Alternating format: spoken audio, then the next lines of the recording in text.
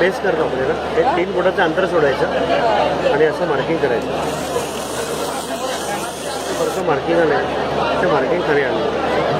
Marking यासाठी केलं आहे की या गोलाच्या आतमध्ये 3 रंग टाकायचे. पहिला रंग त्या मार्किंगवर टाकला. दुसरा रंग टाकताना आधीच्या रंगांमध्ये थोडंसं त्याला मिक्स करून टाकलं.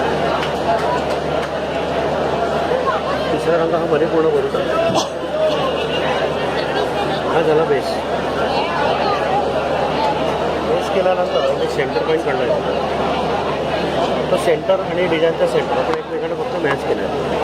आता जाळीवरती पांढरा, पिवळा आणि पोपटी हे रंग फिक्स आहेत. डिझाईन कोणताही असलं तरी लाईट कलर असल्यामुळे हे बेसला वापरायचे नाही. सुरुवातीला हिरवा रंग मी बाहेर फिरवला.